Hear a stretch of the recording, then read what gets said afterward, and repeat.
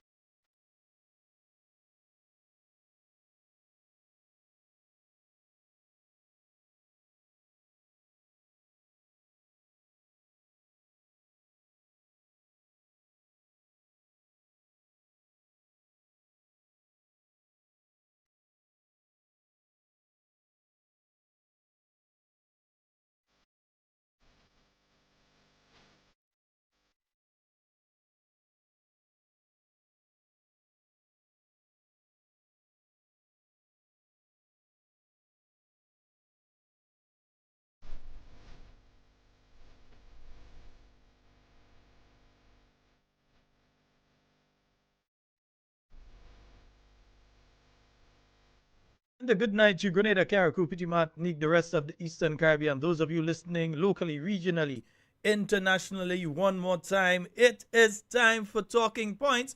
My name is Sheldon Scott. I'll be here. I'm going to pull that music down. I can't, yeah, understand it. Right. Yeah.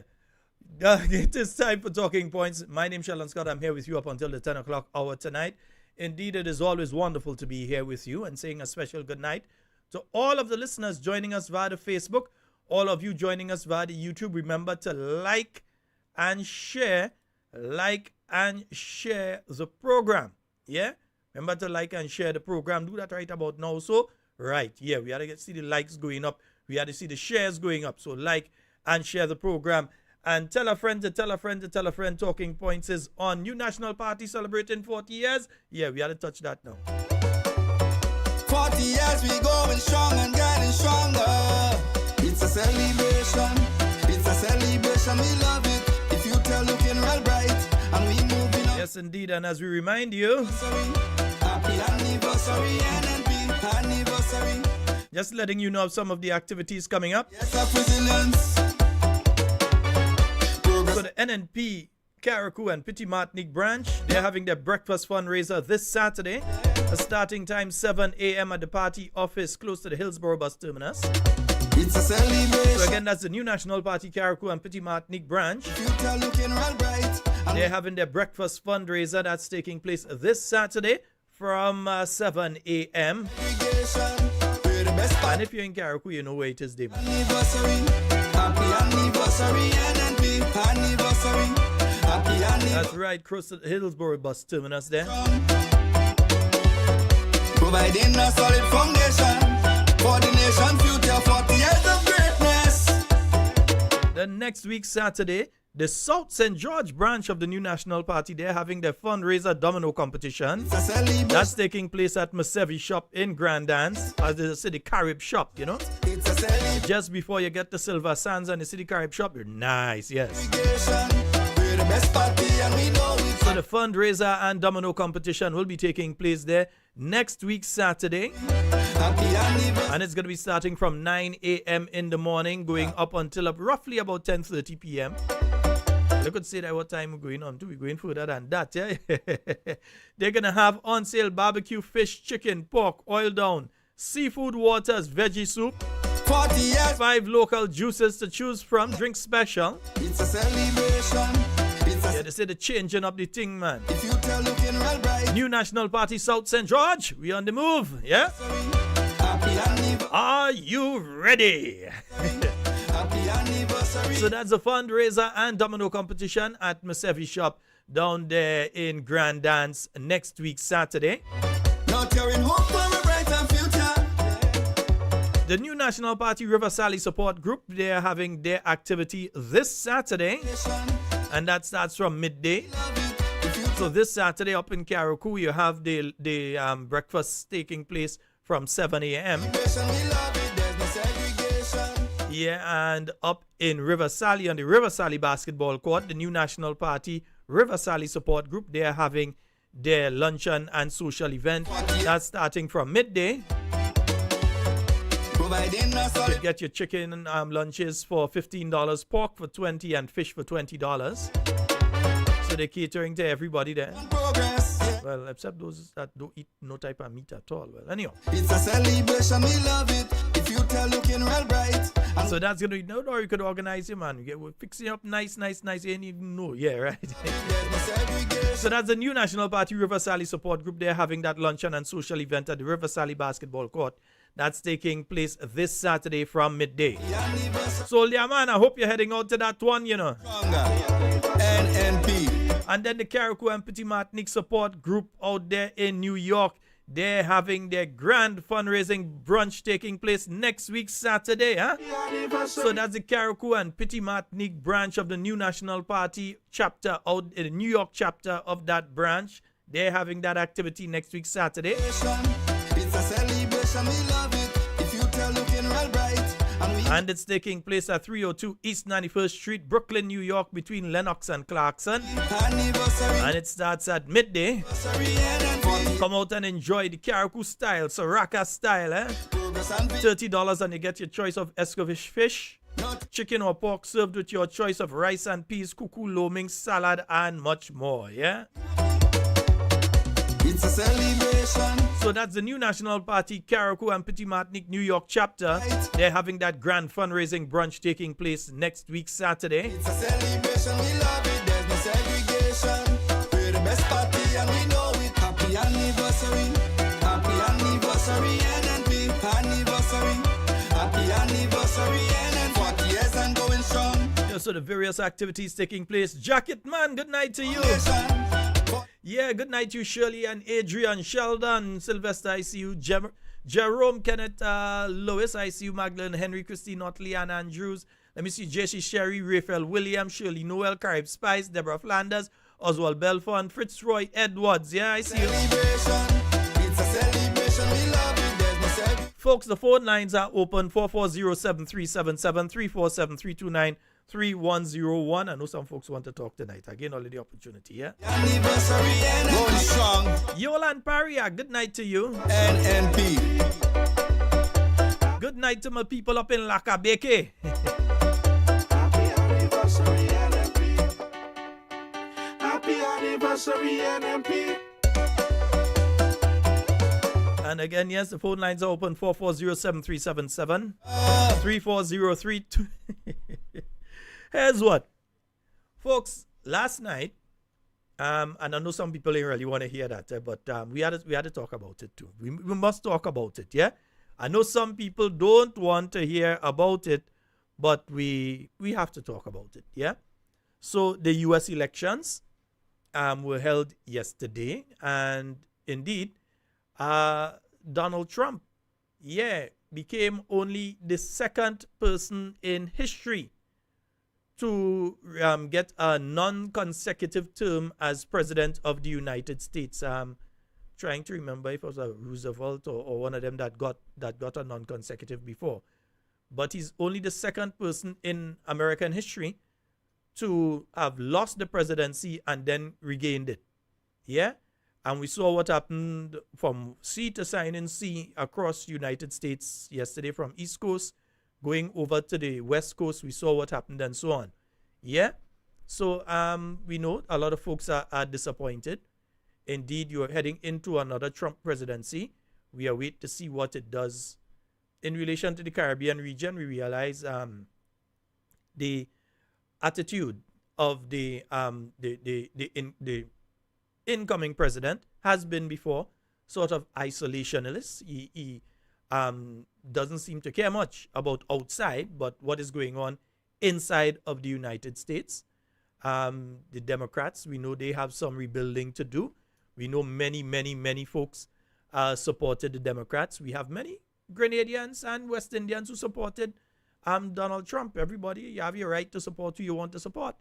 And we're seeing now that the Democrats definitely would have some work to do. We have a call online. Let's go to the line and then we'll come back to that. Hello, good night. My brother, good night. Hey, good night. How are you doing? Good on top, good. All right, wonderful. Hey, I want to say hello to my buddy in Brooklyn. Your buddy in Brooklyn there. Where? And one mistake you make there. Trump is not against outside foreigners helping foreigners. He said America first. Charity begins at home. You take care of your home base first, and then you help the others from outside. It's called, we want the people to... It's called being an isolationist. You focus on... No, sir. No. You want to take care, you involve everybody, but you must straighten out your house first. If my house cannot accommodate you... Again, it's called being an isolationist. Again, check the dictionary. It's called being an isolationist. It means that you're focusing only on your country, and after you finish, then you deal with anything else. You're focusing on yours. Not only, bro. Not only. But you got to take care of yourself. When you fly the plane, what they tell you, in case of emergency, you put on your mask first before you help the others. You got to get yourself in condition. You got to learn to swim before you could help somebody that is drowning. That's not isolationist. I want to say again that a lot of the stuff that we've been hearing from MSNBC, CNN, all those places, and them, you know, others go crazy and fast, you know. But I learned propaganda in 1979 with Morris Bishop. I learned propaganda from there. So then now I got a footings now to hear what CNN and MSNBC and them telling me. And I dropped, since the Gulf War, I dropped CNN and them because I see what they were saying wasn't colliding with the truth. Right? So I want to tell my buddy Wayne, I say, hey, let's listen to all medias. Let's get everything. We don't want to narrow down and shut down. And if you look at it, you see the same process like what happening home. Now they want to shut down all the other medias from speaking out and they want to listen to one voice. Same thing they want to do up here to muzzle all the stuff. They're mad with Elon Musk now because he take over Twitter from them so he could speak out. So censoring people's speech. So we got to speak. People got to speak and listen to others. That's what we got to do to make our own minds, our own decisions, to listen to the truth and get it out. Where we have a new thing in the dictionary coming about everybody got their own truth. Everybody got their own truth. Whatever said, whatever you like is truth to you. Okay, my brother. All right. Yeah, so have a great night. And tell her come here and say hello and I hope she's doing better. All right, my brother. All right. Okay. All right. Yes, indeed. No, I from what I have heard, there is an isolationist policy that has been put forward. Yeah, that's why he has said it clearly, America first. Yeah, he has said it. It's part of the theme, America first.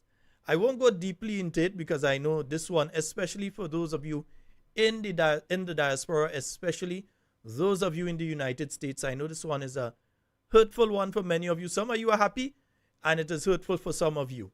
Yeah? So the bottom line is this. There are lessons to be learned. There are lessons to be learned from what we saw happening yesterday. If you were listening to certain media, you would have had the belief that what happened yesterday was surprising. It would have been surprising to you. And the caller did mention CNN.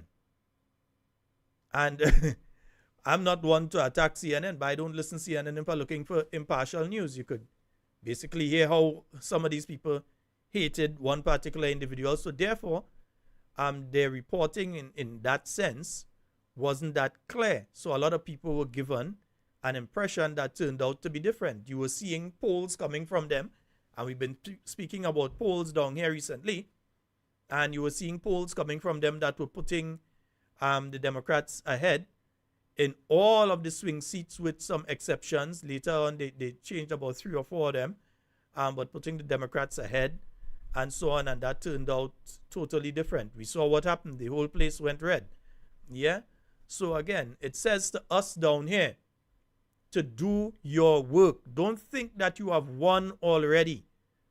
Don't look at a meeting and say, well, okay, it have a lot of people in that meeting, we win. Don't look at the zonals and say, well, we've seen a lot of people in the zonals, and we've seen a lot of people in the rallies, and we've seen a lot of people in this, and believe that you won already. You might have the bigger crowd when you have an activity, but when it comes down to the crunch, if you have not done your political homework, you will fail. That is why I will always continue to say, check the voters list. Go through the voters list with a fine-tooth comb. In fact, we should be getting into groups right now. 3 or 4 of us speaking with whoever is the constituency lead for our area and saying, okay, we're from this particular polling division, and we are going to take the responsibility to put a face to every name on the voters list as it stands right now. We are going to put a face to every name on the voters list for our polling division. And if everybody does that, you won't have to be depending on no pollsters. You won't have to be depending on any information that you're getting from any media outlets. You will know for a fact where you stand and what work needs to be done. Yeah? So there are lessons to be learned from what happened. Some people took things for granted. They took it for granted that people, because they are not white, because they are black, or because they are Asian, or because they are they are Latino from Latin America, that they would vote for Kamala, and that didn't take place. Yes, in their numbers, the majority did vote for her, but a significant enough number voted for Donald Trump. People took that for granted. Yeah, the Democrats took that for granted. So in the same way, those of you in constituencies here who are looking and have the impression in your heart that this one and that one going to vote for us because, yeah, they support NNP and they're going to vote for us, do not take it for granted. They took a lot of stuff for granted. They took it for granted that black people would come out in some areas. The number of black people voting went down. It didn't go up. It was higher with Biden than it was with Kamala. That again is a lesson. You have to get the vote out. Because a person who supports you or a group of voters who support you, yet on election day do not come out and vote, cannot help you. What is your strategy to get your voters out, to identify who they are, to keep in contact with them? There are lessons to be learned from last night and what we saw happening there. Because a lot of folks became complacent. They see the crowds and they see all these superstars come out and say, well, yes, and support and all this kind of thing. And all these people came out and they had big rallies and all of that. And they said, well, yes, we got to, and then they were disappointed because they were not facing reality. Face reality. The little 3 or 4 of you all in a polling division, contact the constituency lead. Don't wait for them to contact you. You contact them.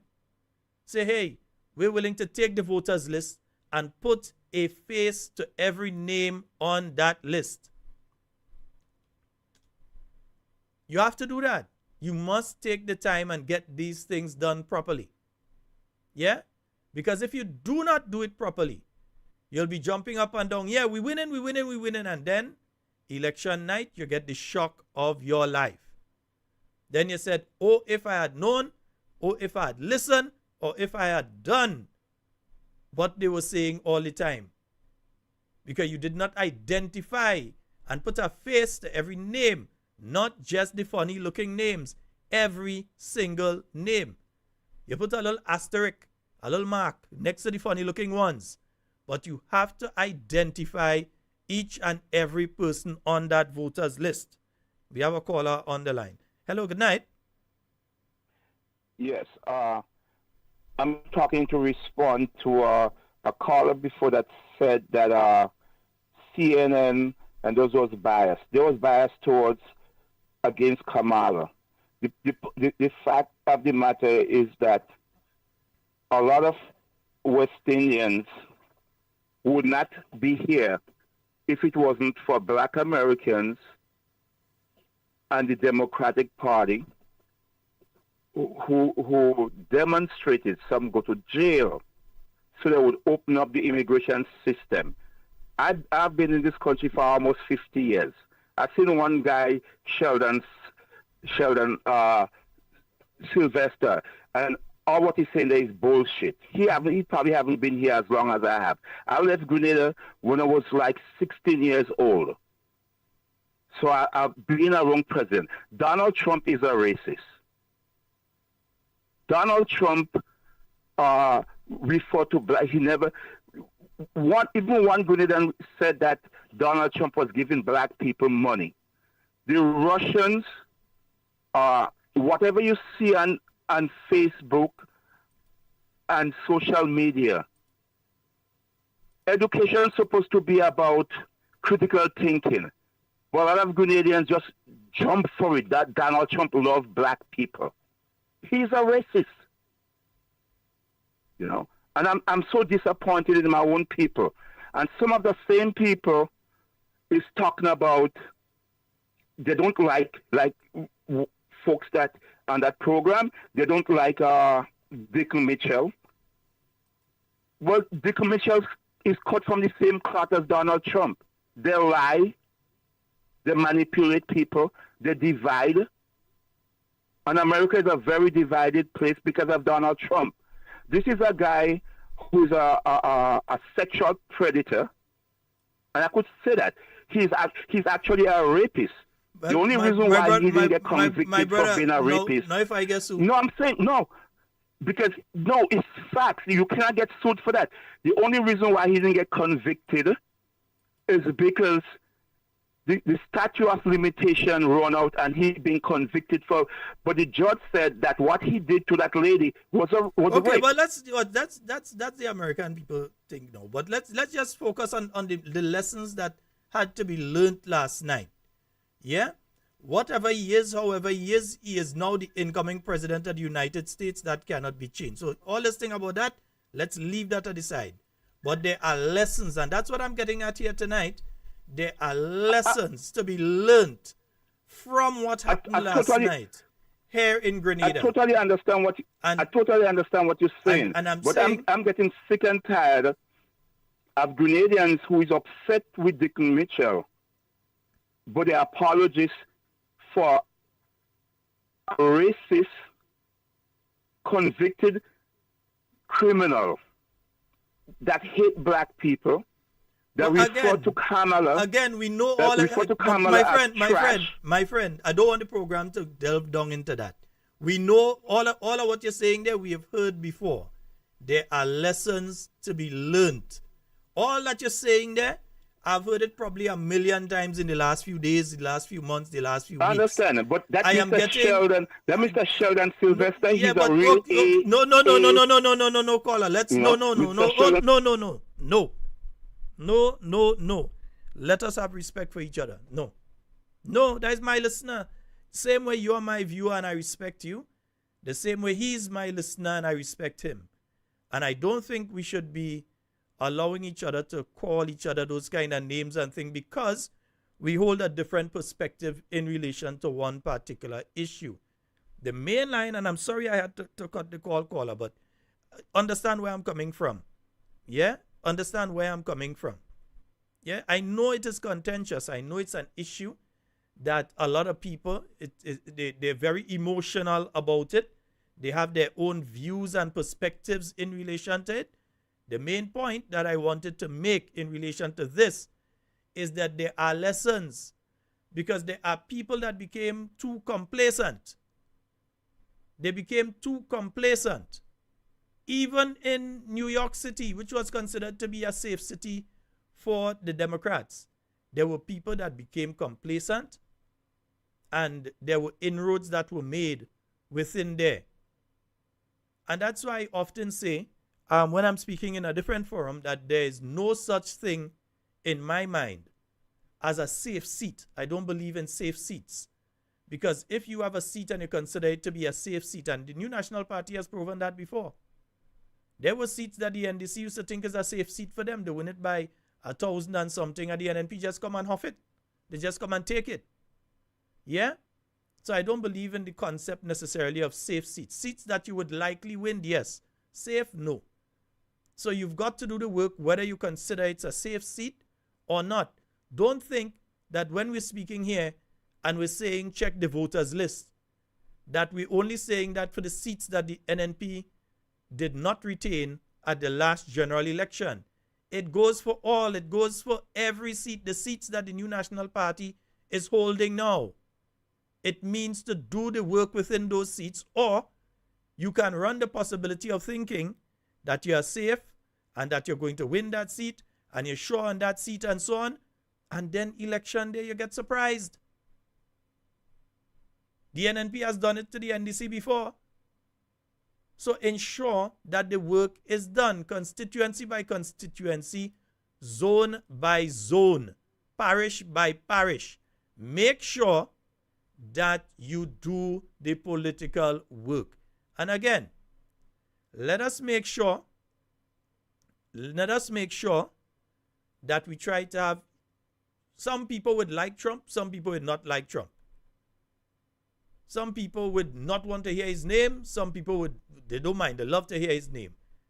But at the end of the day, we all have our constitutional right to support who we want to support, like who we want to like, and that sort of thing.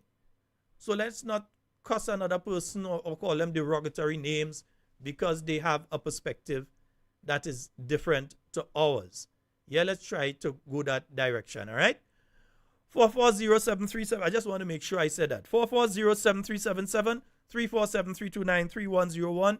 And just remember, let us try to respect each other. We have a call online. Hello, good night. Yes, Mr. That's the guy again. Yeah, but one caller, and just remember, I don't want you to be calling. No, I just want to make sure that you're not going to be calling any derogatory names. Also, he has a different perspective to yours. I'm talking about that. Right. I'm calling on Grenada election. Mm-hmm. I'm calling about. I just saw another 4,000 and something people were registered Jewish citizens. I can't remember the exact numbers, but it's significant. My question is, where are these people registering? Is it only for St. George's area, or are they coming to St. Patrick's? Where can they register to vote? Can they go in St. Andrews? Because it's all Nigerians and Chinese make up the bulk of the people who register. Mm-hmm. No, we have no Nigerian in St. Patrick's. We have no, a few Chinese in St. Andrews. Where are they registering? And 4,000 and over close to 5,000. That's a whole constituency. We don't have 5,000 people in St. Patrick's. Mm-hmm. You know, just think about the poll. We don't have that much people where we live in St. Patrick's, east, west, east or west. Mm-hmm. Mm-hmm. Mm-hmm. So where can they register? And if they register in St. Patrick's, how do they have to live there? Or can they live in town and register in St. Patrick's? That's my question. Now I'm going to turn my volume back on now. Okay, no problem, my brother. All right. Yeah, what is happening there is simply this. The 4,000 or so, I can't remember the exact figure off the top of my head now, of how many additional people were on the list. Those are people that registered between July to September. That list includes people from every constituency in Grenada, with the exception of Carriacou and Petit Martinique, where there was no registration due to Hurricane Beryl, which took place on the 1st of July. So there was no registration there. So the addendum that came out, the peoples whose names were there were from St. Patrick all the way down to South St. George. So it's only on the mainland, not Carriacou, not Petit Martinique. Now, it is not that all of these people who are registered between that space of time are people from the Citizenship by Investment Program or CBI program or so. That is why we are saying we need to identify who is who. The law states that to be able to be registered in a constituency, you must be living there, and I'm just using my language and not the actual language in the law, says that the person who is living there, they have to be living there for at least 12 months. Not at most there, at least 12 months. So they have to be living there. What qualifies the person to be living there? You receive your mail there. That's the mailing address for you. That is where you go at night and you sleep and so on. You sleep there at night. So that is the qualifying for being domiciled. You live at that location. So if it's in St. Patrick, wherever it is, that is where you live. That is your substantive home, right? That is the place that you usually eat and everything. You cook everything there, right? That is your home. You can be registered there. We have a situation where we have some people in Grenada that sometimes they may be living in St. Patrick, but they come down because they're working in the tourism sector in the south of the island. They come down during the week and then they go back home. Yeah, so they're living. If you're sending mail to them, you're sending it to their St. Patrick address. Yeah, they go up every weekend and so. But they have a place that they're sharing or they're staying with somebody down in town. But they're really living in St. Patrick. So to identify all of these situations, inclusive of the people who have been registered through CBI, who are CBI, and therefore these people really and truly, unless they have been living in Grenada for 12 months. And the 12 months is not that you stay here for 3 months, you go back some other place for 2 or 3 months, and then you come back for another 3, and then you spend a 6. No. It has to be 12 continuous months, 1 year, that you're living here. You ain't leaving that space of time.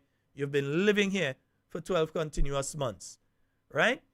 So that is the qualification. One of these days, what we will do, I will bring back on Senator the Honorable Dwight Hosford, and we will go through the electoral law so that everyone has a better understanding. And we did say that the last time he was on, we did mention that we would do that so that everyone would have a better understanding of the electoral law and its application.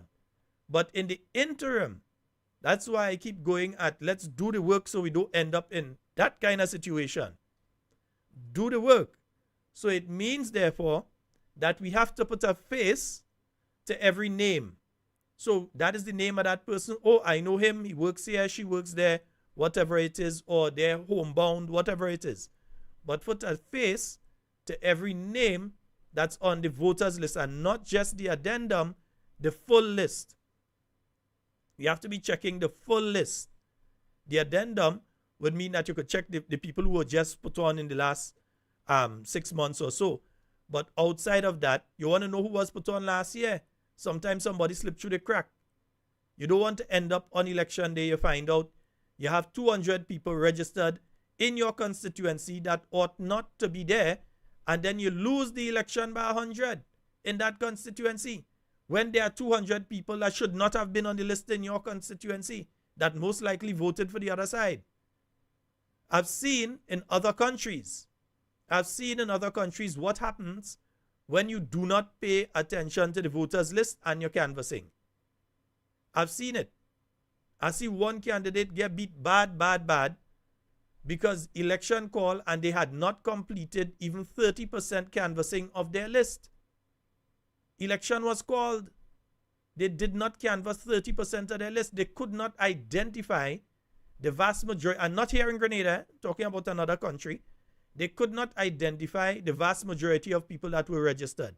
That immediately told you they didn't register those people. So it was the other side. So come election day, you know what happened with that candidate? They lost.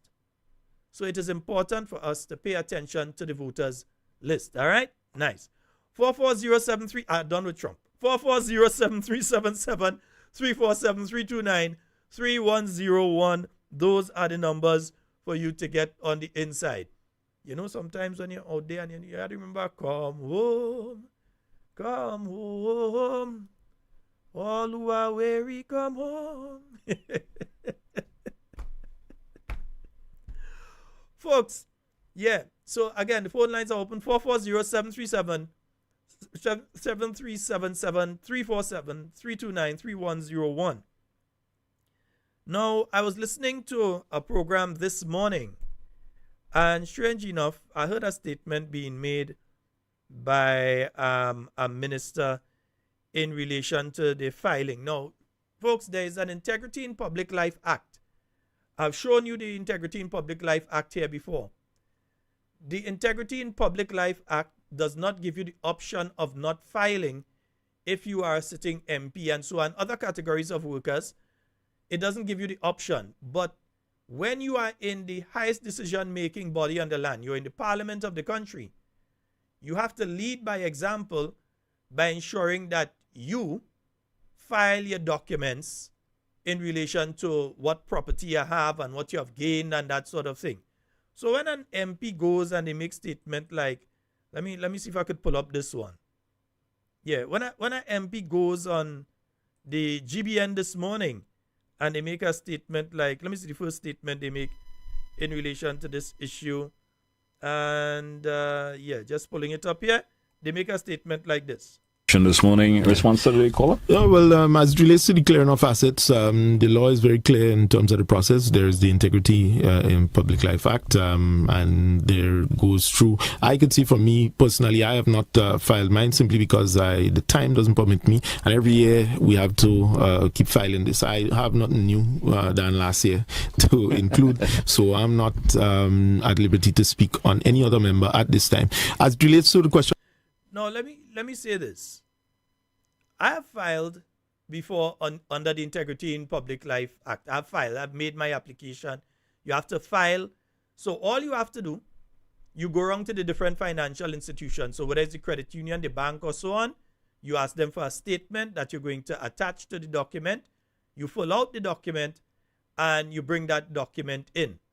So to say that you don't have time to do it, remember, this is an individual that right now when you're on that program was supposed to be studying, according to my good friend Prince, he ain't studying. But an individual who was supposed to be studying, who had all the time to go Carriacou, go different places and find himself all different places and so, who ought to have a lot of time now because they gave him time so that he could spend some time in the constituency and so on. You're telling me you don't have time to file your documents that, and especially if you're making the statement that you have nothing new, then all you have to do is you go to the different institutions or institution. Next thing is only one that you're dealing with. You go to them and you tell them, well, look, I'm ready for my documents. I'd like to have some documents that shows if you have loans, how much I have remaining on the loan, how much I've paid already, and that sort of thing. So I would think that that is what you want to do. So let me play this one for you all. Appreciate your contribution. Respond to the call. Right. And Well, then we just get some quickly, comments. just to say that as relates to my assets, my comment is to say that I've not amassed anything new, and it's a whole process. You had to pay for this bank statement and all these other drama. That's all I'm saying. But it's the law, and I intend to. Well, only with some banks you had to pay for a bank statement and that sort of thing. And it's not like you're going and pay a couple $100 for a bank statement. I'm sure a bank statement is probably under $100 if I remember correctly. So don't try to give the impression that it is some sort of tedious process. If you don't want to go and file your documents because there are reasons you don't want to go and file your documents, just say so. But it is irresponsible of an individual in the position that he holds and even to boldly come out and say that you ain't filed your documentation yet, you ain't find it in the time frame. They give you enough time. From the time you're notified, they give you enough time that you could have that done. Where's the problem? Seriously, where's the problem? That is the problem. You have to pay for documents. Your contribution.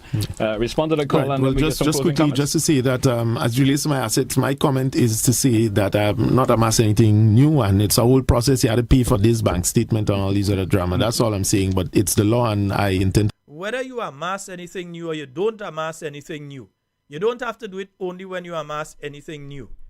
It is a means of keeping a track. In other words, if you come into government, when you applied, and I'm just using an example here, if when you went and you did your documentation to become a candidate for election, you had down that you were unemployed. In other words, you didn't work in any way.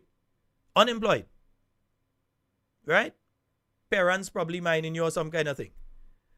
You become a minister of government, and within the first 12 months of being a minister of government, you end up with $600,000 on a bank account or a credit union account or wherever. You end up with $600,000 or $1 million there. But the salary that you've made in that space of time is only $60,000 or $70,000 or whatever it is that you have as a salary during that space of time. Then the Integrity Commission will ask you, well, how come you end up with that kind of money? How come you were able to raise that sort of money in that space of time? Yeah?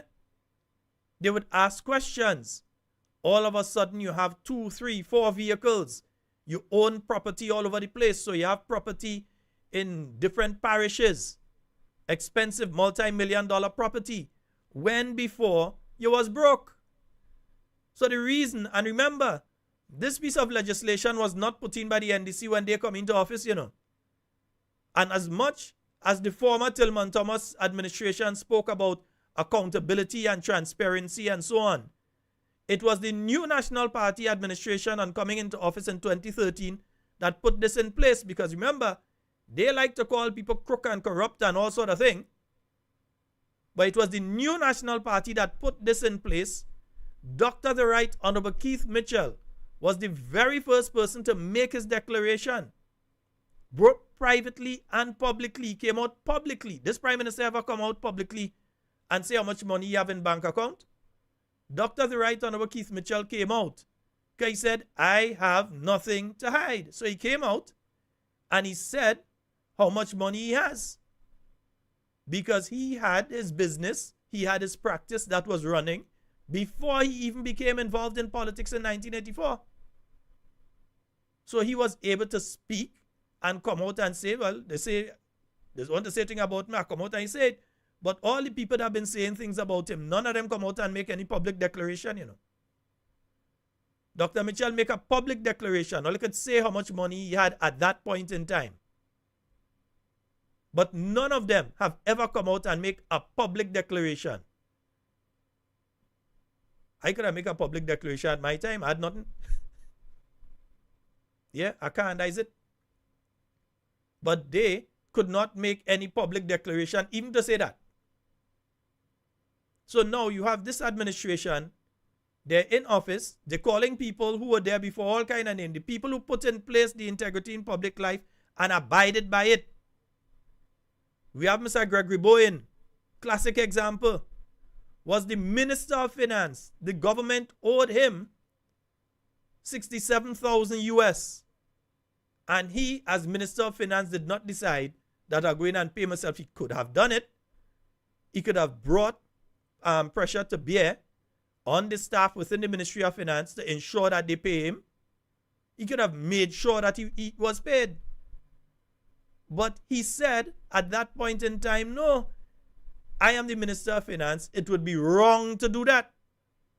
So up to this point in time, he has not been paid. He has not been contacted in relation to being, I don't know if since he talked last week, they contact him. But up to that point in time, he had not been contacted and so on. Although he does have a promissory note in relation to it. So that is integrity. But these people, because no matter his law, no matter it's in place and his law, it's like, now we really have to bother that, you know. Yeah, I'll do that, I'll get wrong to that when I feel like it. Remember, this person, the individual speaking here, does not hold a ministerial portfolio. They ain't a government minister. They are not holding a ministerial portfolio. They are not one of the people that have a ministry, and especially if it's a ministry that you have, that one of those you have to be all over the island. They are not holding a ministerial portfolio at this point in time. So why is it that they can't find time to do a simple something like that? And again, you get bank statements, and so according to which bank you belong to, you get your bank statements on a monthly basis, you know. So I'm still trying to understand about this thing. You have to go and pay for bank statement and all kind of thing. According to which bank? Down to credit unions. Email you bank statements on a monthly basis to let you know where you are at. So where's the problem? Just because you ain't gain anything? Again, let me hear the excuse again. Let me hear it. Fulfill it. That's one. Two. No, let me hear it from the start, man. Yeah. Appreciate your contribution. Respond to the call. Right. And Well, then we just get some closing quickly, comments. just to say that as it relates to my assets, my comment is to say that I'm not amassing anything new, and it's a whole process. You had to pay for this bank statement and all these other drama. That's all I'm saying. But it's the law, and I intend to fulfill it. That's one. Two. Yeah. Appreciate your contribution. So understand the context in which the individual is speaking. Yeah? There's no excuse for that. And then it leads you to wonder how many others within the government have not filed their declarations as they are legally required to do. And did the MP ask for an extension? Because if it is really seriously a case where you cannot, like you're not going to be on the island, or you're physically unable to do so or so, and you don't have someone to put it together for you, then you can ask for an extension. Or if you have so much property and all kind of thing, you have to get this and that, and you have to get all your stuff together, and so on, you don't have enough time to do that, then you can ask for an extension. Did the Member of Parliament ask for an extension in relation to this one? Did he ask for an extension so that he says, well, okay, I need a little extra time so I could go and put my stuff together? It's just me and file. Anyway, that's what's going on here these days anyhow. 4407377. Folks, remember you can call us on the WhatsApp 4407377 347-329-3101. Saying a special good night to the listeners out there in Carriacou and Petit Martinique. Yeah, we're getting quite a few of them over there listening to the program again. Call the police for me and arrest me like Ziggy. I prepare to break a jail. I don't want nobody stand me bail. And I tell them call the police for me, even though I'm not guilty. I know haters will have. One thing for sure, Dr. the Right Honorable Keith Mitchell, he made his declaration publicly. Up to now, those who run in their mouth cannot say how much money this Prime Minister have. Yeah? They refuse, and now the whole nation confused. Or how much is the CBI company he has? How much that make between then and now? Yeah. Inside Lato, but baby Jesus make Laco go. Call the police for me and arrest me like Ziggy. Remember, these are the people that has been speaking about corruption and all sorts of things, you know. Yeah. Call the police for me, even though I'm not making all sorts of weird statements, and so that you have to be careful with. Yeah. custody.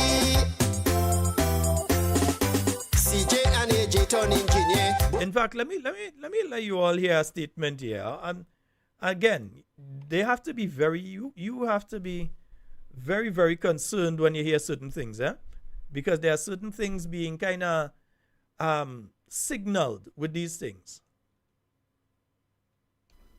So when I say there's some people who have no moral authority to talk about some of those things, I think in many instances they're fortunate. Given the kind of disrepute that they brought Grenada in over the several years, decades in many instances, that they even alive and live peacefully and nobody. So Mr. Prime Minister, hold on. I want to find out something. What do you mean about the people have no moral authority and they're lucky to still be alive? That's the part I'm trying to understand here. What is the Prime Minister signaling here to some people, to his supporters out there, and to certain other segments of the society?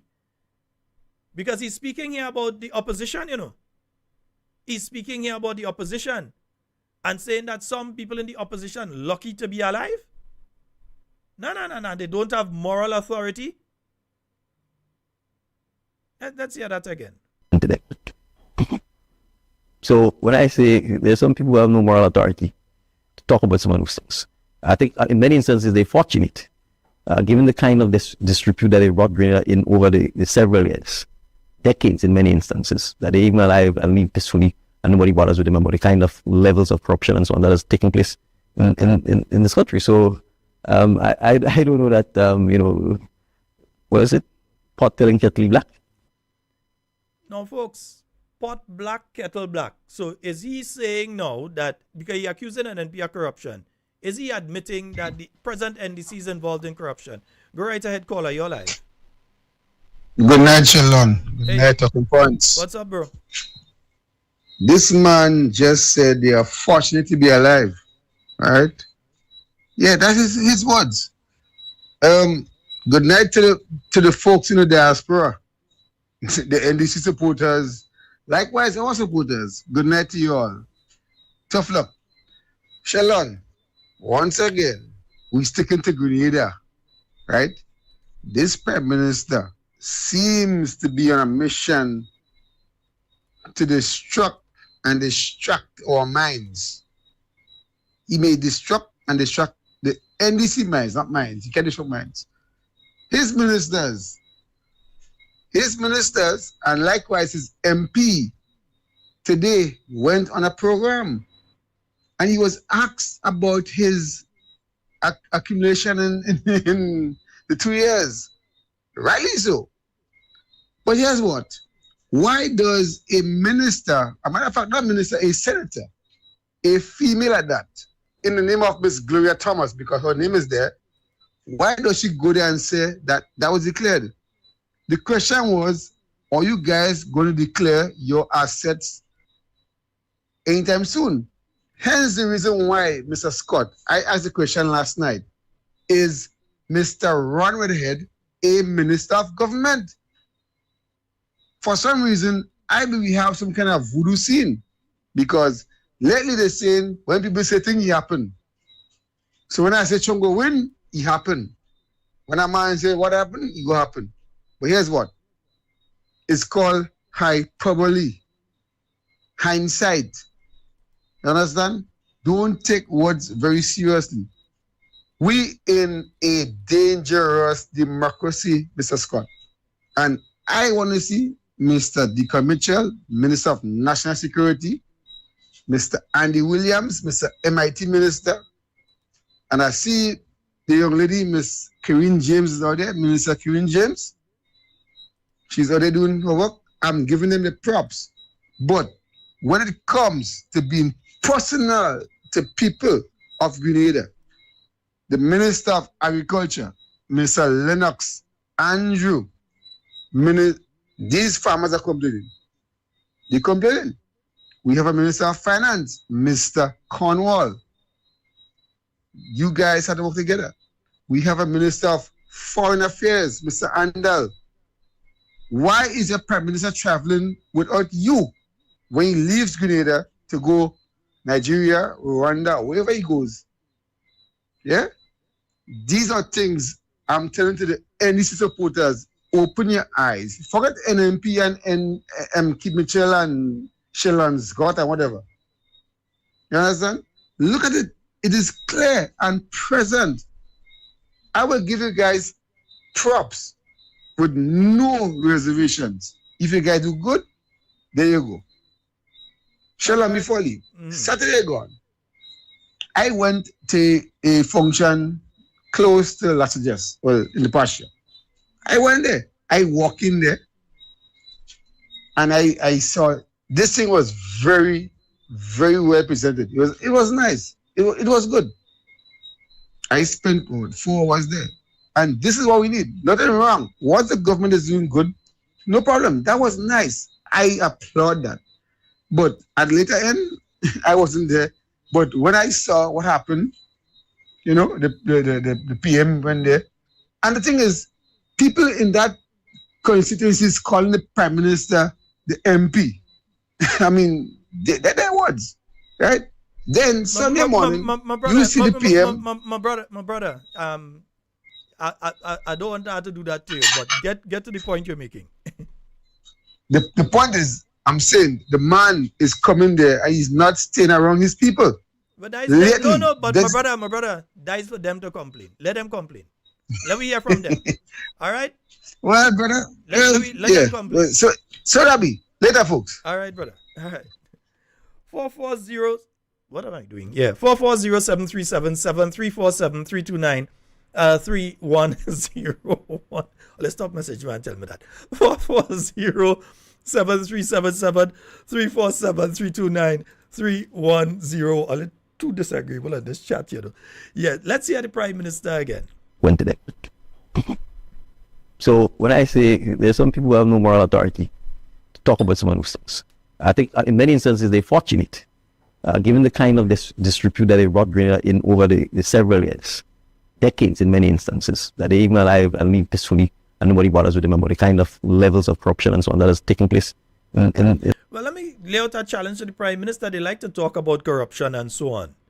Yeah, they talk about corruption until I could tell you that just a while ago, not this week, last week or so, somewhere in the middle of the night, the FIU, and let me just make sure that's clear, right? The FIU went to the ministerial complex. In particular, they went to the Ministry of Education building, and they went and they were checking the workers' their computers in the middle of the night along with an IT squad. Yeah? So you are looking for corruption with the workers in the Ministry of Education or something? Or you go to find them teachers that ain't get paid salary. And tell me that I lie. Tell me that what I'm saying is not true. That a squad from the FIU together with some IT specialists went into the Ministry of Education building in the middle of the night. And I ain't talking about 8 and 9 o'clock and them kind of time. So we talking much later than that. Went inside there and went and was digging up the computers inside there and have done the same in various other government departments to various other workers over weekends and late in the night, going into different departments and scanning different computers in different departments. What all of that for? What all of that for? What all of that for? Yet still, talking about calling kettle black. Both of them black.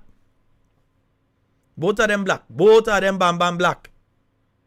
So is he saying therefore that the NNP corrupt, so therefore we corrupt? So you can't tell us anything because look, they used to accuse NNP of this and that, so you can't accuse us? Remember, we're speaking here about an individual that sits at the head of the cabinet that made a decision of who is going to be the people who are on the CBI board will be. He's at the head of cabinet. After making that decision, right, he did not remove his company from doing CBI business.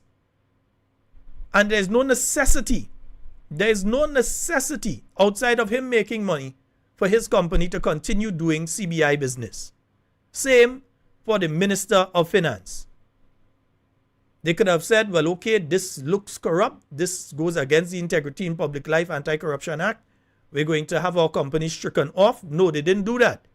Yet still, when the citizenship by investment is being approved, both himself and the Minister of Finance stand to benefit. We have a caller on the line, and I'll get back to that one in a little while. We have a caller on the line. Hello, good night. Hey, good night, Sheldon. Hey, good night, bro. How are you? Hey, good, man. Good. Sheldon. Yeah, well, we lucky to be, some of us lucky to be alive, boy. Yeah, we were so, we brought Grenada down that road that, like we owe the devil. Yeah, it seems so. Sheldon, I want to say something to our people. We're getting a lot of food for thought. We're getting a lot of instruction, and we're getting a lot of information. NNP people, it's time for us to start witnessing. For us to convert other people and to convince other people, we have to start speaking and witnessing. Start speaking to your neighbor children. Start speaking to your children and to your neighbor children. Start encouraging children to get registered. Tell them the good things about NNP. Let them know the evil that this government is practicing and the laws that they are violating and why our democracy shouldn't go that way. Educate your children. Educate your children's friends. Start witnessing. Start speaking. Start looking at the list. Examine the list. Start. When Sheldon called out to us and he said, look at the list. It's not as a call he asking for. Don't depend on Sheldon to look at the list and come and tell us. We must go and look at that list. Because if we want to change what is going on, we have to do the work. We, NNPI, have to. And stop waiting for somebody to give some command some way. The command is already given. Sheldon always giving it out. Go check the list. I am asking our people, let us start looking at the list. Let us start canvassing the list. Let us start doing what we have to do. And let us start witnessing. Telling our friends and our neighbor friends and our NDC friends, and let them know that this administration is not going the right way. And if they continue going down how they go, we're going to end up with a serious dictator in Grenada. Our present leader is sharpening his blade as a dictator. Every day he utters statements. He makes statements that technically disregard the law of Grenada. He disregards our laws. Instead, he answer prompt. This thing where he answering about bun pot and kettle telling this one, no, that wasn't the appropriate answer. You as the leader able to answer, are you involved in that? No. We are this and we are that. You don't come take yourself and say, because the opposition is saying corruption, they have moral authority to speak. Yes, they have the moral authority. The constituents voted them to speak for them.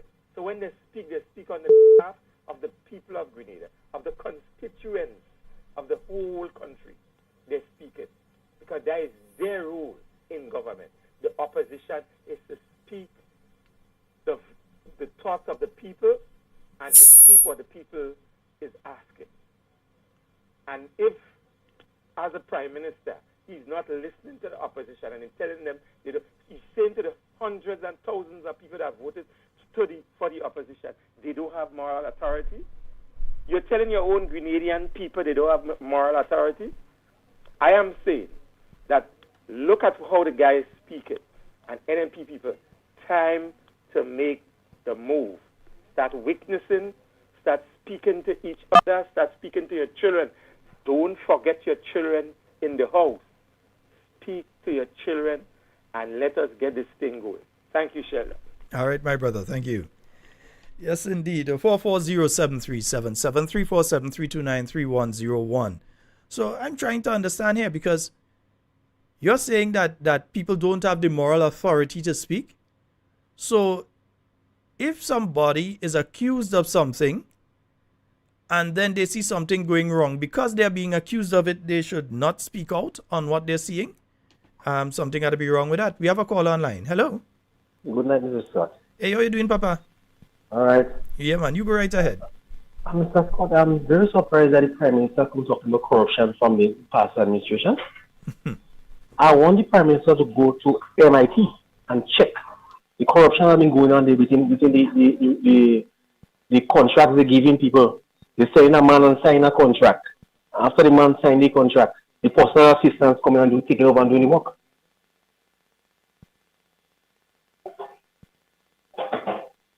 All right. You understand what I'm saying, Sheldon? Yes, I am. Go right ahead. Yeah.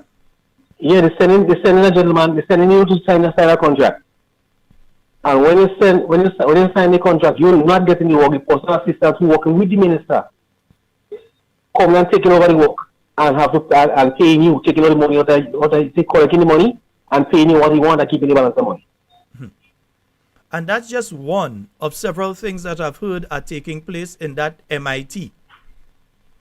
I hear things about receipt books. I hear all kind of things take place in MIT. And I want you all to pay particular attention to something. You know the original staff that were there in MIT. Ask yourself where they are right now.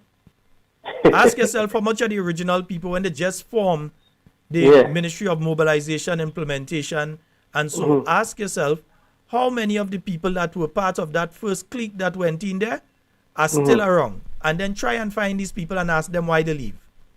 Yeah, because not they were fired, why they leave.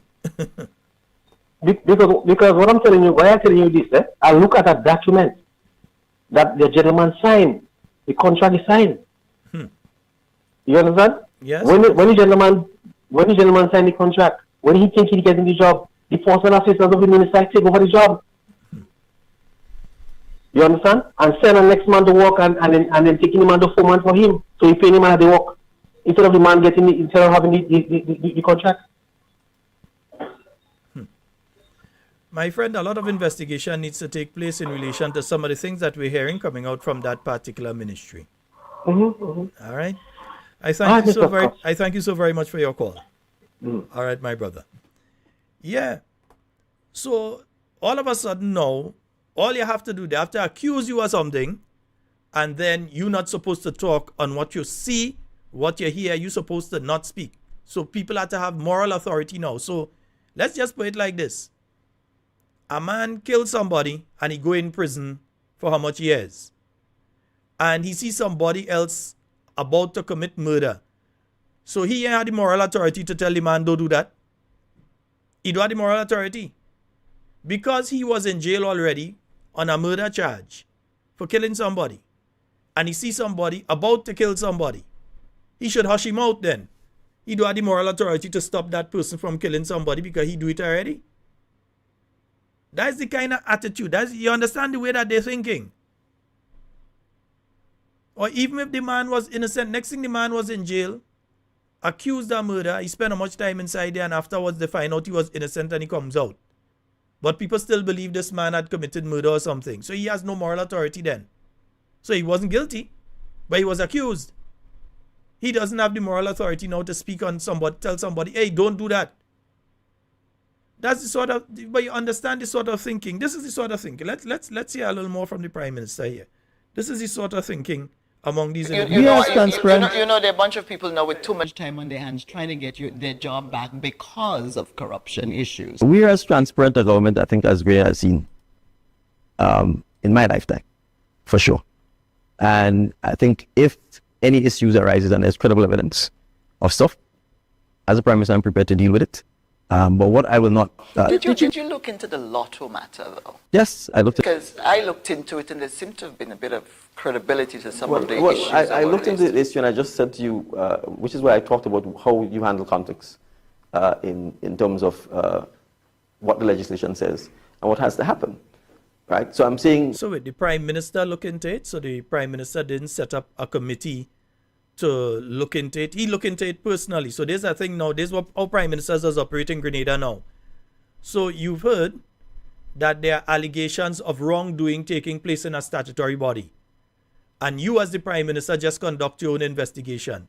You don't put together a committee or nothing to investigate and so on. You don't call in the FIU to go in and pull nobody computer like all you're doing in education and other ministries in the middle of the night. You don't call the FIU and the IT squad to go in and pull those computers and see if you could pull the person's passwords and other information that they have on their computers and who they've been messaging and speaking to and all of that. No, you ain't going through all of that. Yeah, you, the Prime Minister, investigate for yourself. But anyhow, okay, right. Yeah, transparent. But the first time we knowing that is when you're doing that interview with Kalisha Faria is the first time that we know that you did, in fact, investigate. Although it seems to have been a one-man investigation, maybe you call one or two people and they say, hey, that happened, and they tell you no, and you're done with that. But anyhow. When people just simply make spurious allegations and come up with all kinds of fanciful stuff, you have to be careful that you don't allow people to draw you in and to make decisions. Spurious allegations like claiming that a Polish man did pay the NNP a pile of money. Things like that you're talking about, sir? That a man did pay how much money and then they ask you for the cabinet conclusion that says that, and you can't. We just want to be sure that we're not misunderstanding you. As if you are Jesus Christ and he who is without sin cast the first stone. I'm saying the very nature of our laws recognize that you have situations where someone who serves on a board may have their firm or their business and so on bidding for work that a particular entity is offering. And there's a process and procedure that has to be followed. So I'm saying if someone makes, and you're saying it directly. And folks, let me stop it there. You just spoke about if somebody is on a board of directors, that person has a business and the business is offering a service that that statutory body is looking for. So in other words, you're on the board of directors for the National Lottery Authority. The National Lottery Authority is looking for stationery and office equipment. And you, on the board, make sure that you get all the business from the National Lottery Authority. Now, first of all, if there are alternative means, if there's the only company on the island that have that, you recuse yourself from the meeting. In other words, when it's being discussed who to buy that from, you come out the meeting. Because that's even though you're the only company on the island having it. But in situations where there are various other companies with the same thing, any decent person would say, no, I can't do this because I am on the board of directors, especially if I am the person in charge of the board of directors. You should have enough integrity in your own self to say, I'm not putting my company into the hat. If it is a situation is only you or you are one of two or three alone on the island offering that particular service, that is a different story. And then there has to be price comparison and so on. There's a procurement act that is in place. So the Prime Minister is basically talking nonsense there. We have a call online. Let's go to the call and we'll come back to hear the rest of what the Prime Minister is saying. Hello, good night. Hey, good night, brother. Hey, Fadu. Ade, man. I have a question. You remember Martha Stewart? Martha Stewart, yeah, insider trading. Yeah, exactly. Isn't that the same thing? It's exactly the same thing. So how come nobody going to jail, brother? In the United States, you would have been going to jail for something like that. Still less. Yeah. So the Constitution of Grenada would be different in terms of that. So the same boards that you mentioned, the Integrity in Life Commission or whatever. It covers those boards as well. That is not supposed to be taking place, brother. All right, so you could step out. In fact, it allows that, okay, your business could do business with the statutory body, but you have to come out from it totally. You can't sit in the board meeting when that is being discussed. You can't do anything that could try to push the board to go that direction, or if they decide to go in the next direction, say, no, we're using me, that sort of thing. That's not supposed to take place. And again, in an instance where there are various companies offering the good or the service that is needed, any person with integrity would say, nah, don't use me. I go get my business elsewhere. Don't use me simply because I'm here. Yeah, I love that explanation. But clearly that's not what's going on, because what I'm seeing is that these groups are manipulating work to go to their firms, their businesses, and their people. Yeah, that is what is taking place. That's exactly what I'm seeing going on right now. And over the years, we've heard of different investigations in relation to different things over the years under the former Tillman Thomas, the NNP before that, and even the last NNP. You've heard of different investigations. My brother, you usually would put... And they're still looking for the briefcase of money? Man, up to this day. But there was a commission of inquiry in relation to that issue. There was a whole commission of inquiry in relation to that. There is the Cheltenham report in relation to that. Yeah? So what I'm saying is that you don't, as the Prime Minister yourself, say, well, I investigate. Who is you to investigate? Well, he more or less co-signing what did the same stuff that he's talking about corruption. He's co-signing that with his people in it. Yeah. Well, I like how you put it. He's co-signing corruption. Yeah, he's co-signing that. That's what he's doing. I want to say something, but I want to put your program on thing. But these individuals, the PM and the MPs, need to realize that they used to be bullied up in school. It's the same. It's no real talk. It's I know what you're talking about. Go ahead. Here. Their families that used to protect them. You get me? So they need to check what they're doing, because they ain't really built for that kind of life that they're talking about, innit? Talking about too lucky to be alive. All right. Yeah, they ain't really built for that life, family. So they better change the energy, because I'm saying, Scotty, more time, yeah. Let me not put too much on the airs. You see me? Blessed are you. Safe travel. Yeah, safe travels. Yeah, man. About too lucky to be alive and all kind of thing. Let me hear some more what the PM was saying that this thing here, man. But again, when it comes to those statutory bodies, if you have any integrity as an individual, you would step away. You would say, listen, they have 10 other companies offering that service. Use one of them. You don't have to use me. Because even if you recuse yourself from the meeting and you say, well, I will go outside because the issue being discussed involves my business, I would go outside. Even if you do that, the other members of the board who sitting inside there, you think they go say, well, okay, one of us inside here could make some money off of this, and they're going to just... No, there's a certain level, especially if you're the chairman of the board. There's a certain level of pressure that is going to be brought on them. So what the Prime Minister is saying is total nonsense. It means that he has people who do not have that level of integrity on boards. Nonsense you're talking. You investigate.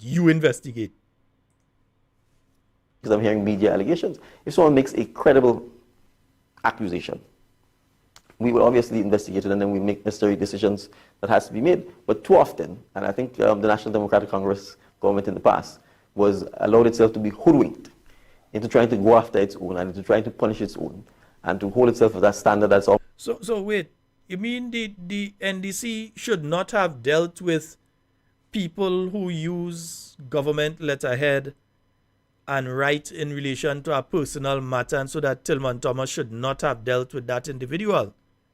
I mean, I have no problem with the individual, and I think he's a good guy. And so I think he made a error in judgment at that point in time. And then we had the situation of what took place with Mr. Fullerton.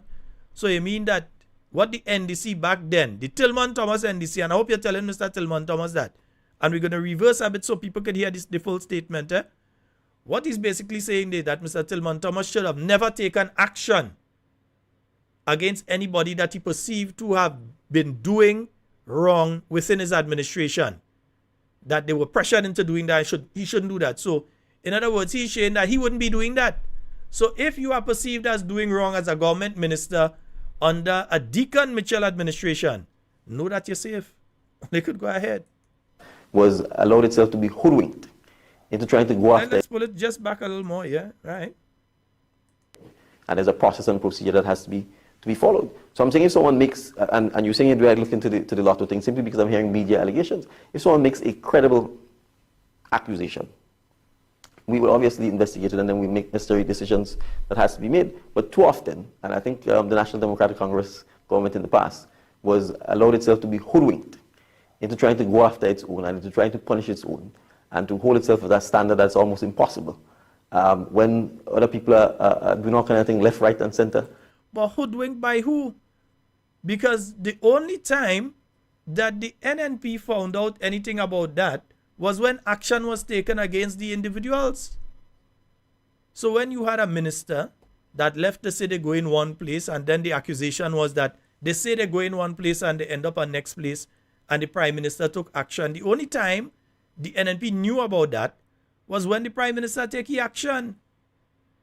When the attorney general at the time was removed from office because they say that he should not have used a letterhead that he used to write a particular letter, which in my mind is neither here nor there, but they say that, and they fire the man.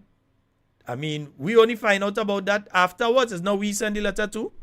Was the letter sent where? To the US or Canada or someplace or the other the letter was sent to? And when the issue came up with Mr. Kenrick Fullerton, we only find out when NDC people call the police to go and take picture of Kenny coming out from the place with handcuff on his hand. His own NDC people that did that to him. So the prime minister saying no. When accusations make against people, he for himself go do the investigation and then cover it up. That is what's going on. Yeah, that's where we are at right now. And getting away with it. So I'm saying we are living in a society where nobody's perfect.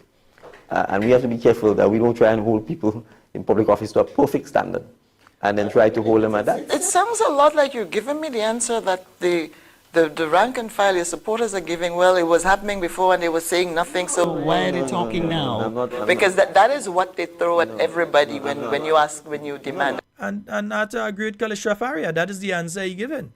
That is the answer that the prime minister was giving. Yeah? The accused people under NNP are that, so if the accused people under us with that is nothing. You understand? That is the attitude. That is the attitude of the sitting prime minister right now. So don't expect any action to be taken by him in relation to any wrongdoing by anybody there. Don't expect no action to be taken. I'm not saying, I'm sitting here telling you that we are as transparent in the government as there is. And if there's allegations that are credible, that needs to be investigated. This government transparent? No, hold on. Let me just mute this date. Nice. This government transparent? We only found out that the prime minister was in Nigeria when Nigerian media houses started broadcasting him walking around Dangote plant. That is the only time. That is transparency for you. The prime minister left Grenada. A press release was put out saying that the prime minister of Grenada is going to Rwanda, a place where you had the Marburg virus already operating a full week before. The United Nations and the World Health Organization had already put out notice that Marburg virus is in Rwanda. Yet still the Prime Minister of Grenada left here and a release that has since been removed. That is how transparent it is. They even want you to see the release. So they removed the release. It is when different journalists going and looking for the release realize it missing, start to ask questions. Then you were told that the Prime Minister is not going there again. But then you were not told if the Prime Minister was coming back to Grenada, what's going on. Next thing we know, the Prime Minister pop up in Nigeria. That's transparency for you. And he had no excuse. He had the executive secretary with him. He had the chief of staff with him. He had his cameraman with him. Up to today, I'm not even sure if we see a picture from the cameraman from him in Nigeria. Like that is personal family photos or some kind of thing. I don't know. But we have not seen a single photo up to now, except what the Nigerians have put out. That is transparency for you. This is the same government that makes civil servants in this country sign a non-disclosure agreement. In other words, if you as a public servant see a corrupt act taking place in your ministry, you have been asked to sign a document that you can't leak that information or say anything to anybody. Otherwise, the government could take certain actions against you. That is the government of transparency for you. And not only did they make public workers in the government service sign that, they made workers in the statutory bodies sign it as well. That is transparency for you. That you have government ministers that on a weekly basis are leaving this country, and it is not being announced, it is not being gazetted. Because the prime minister has some kind of thing, he say no, they don't need to gazette it and different things. So while you might be able to check and see how much times he has left, and still not all of that has been accounted for in the gazette, you still have a situation where government ministers go in sometimes a week, 2 weeks, 3 weeks, gone. And it is not being gazetted. The Grenadian people don't know where they're gone. They don't know what they do. And they come back and they do not report to the Grenadian people. Is that transparency? Is that transparency? The only time that Grenadians knew that they're going to statutorize the Ministry of Health come the 1st of January, just about 50-something days away from now, the only time they knew is when Kellan Bob on his program dragged it out of the Minister of Health. And I'm sure on that given Sunday, that wasn't the only point in time that they knew they were going to statutorize the hospital coming the 1st of January. They knew that months in advance because Miss Daisy Hazard, representing the Public Workers Union, attacked the minister on it at that same time too.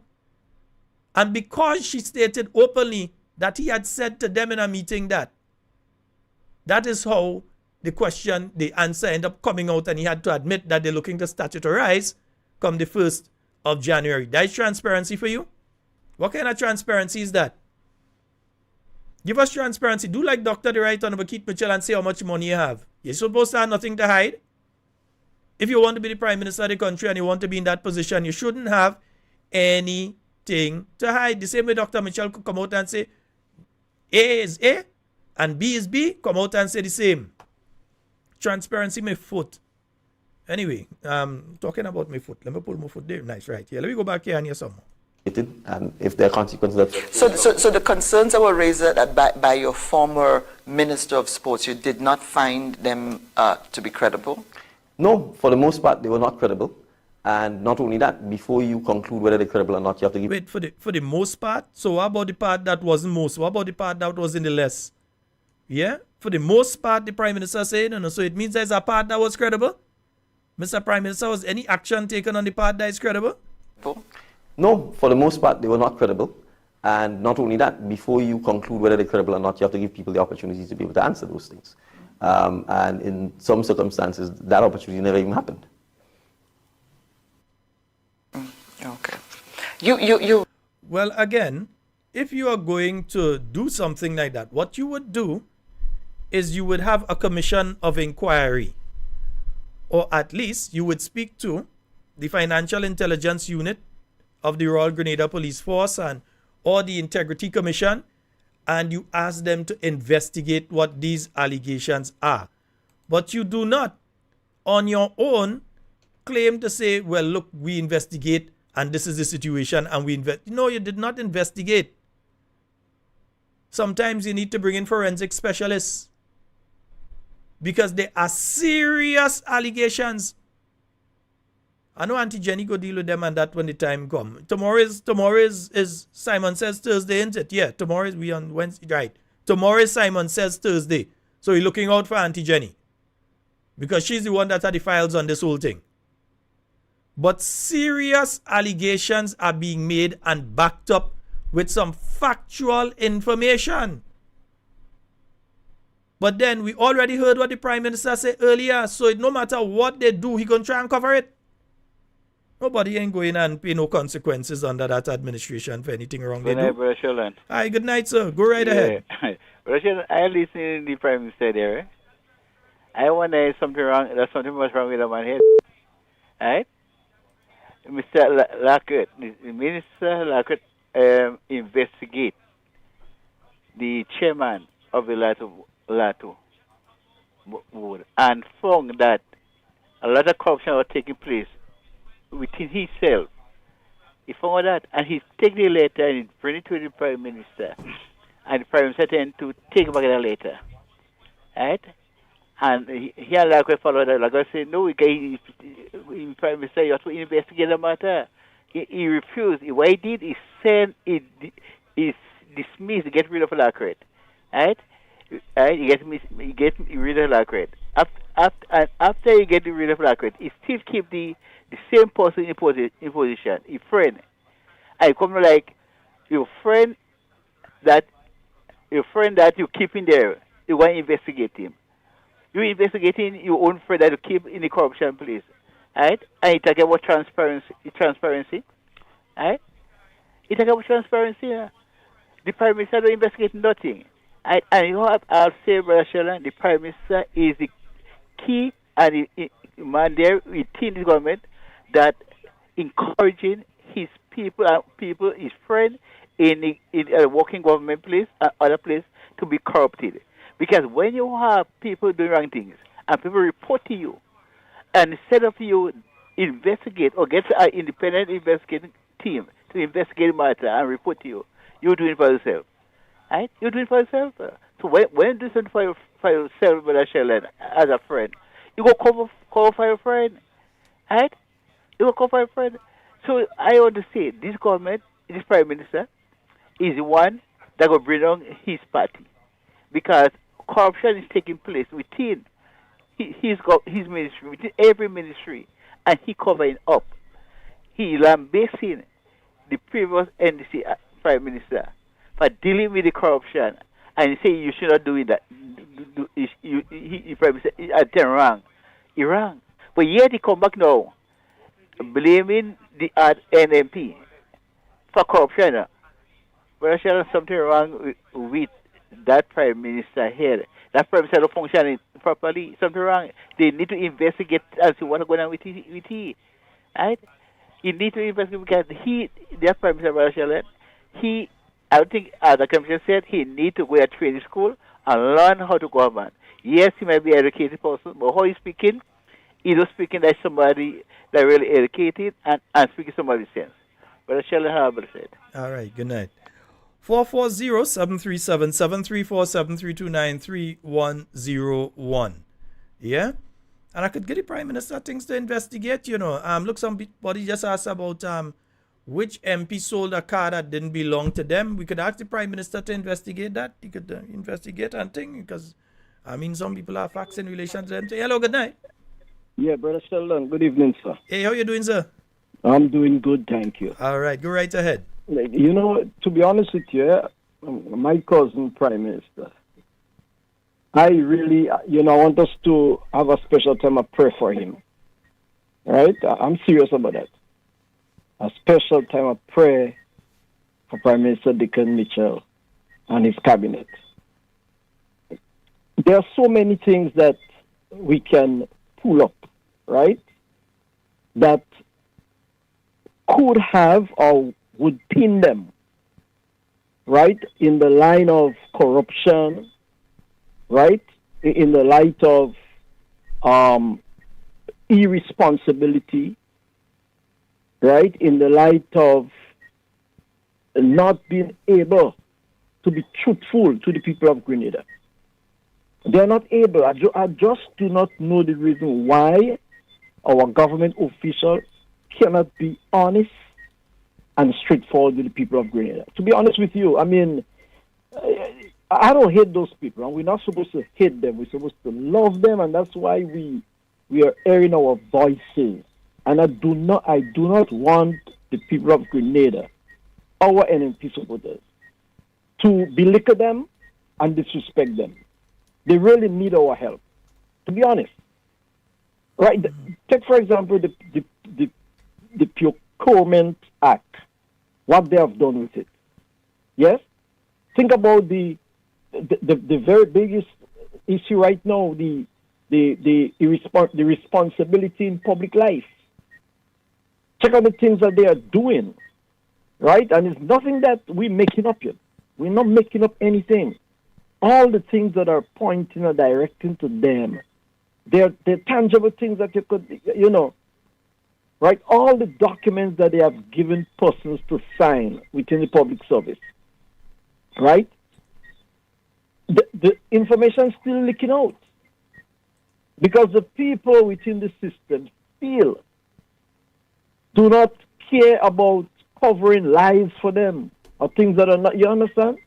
Mm-hmm. So we really and truly need to pray for these officials, because the word of God gives us the authority to do that. Pray for kings and queens and those in authority, that we may lead a quiet and peaceful life in all godliness. Yes? Now we are preparing for that election anytime you would call. We're preparing.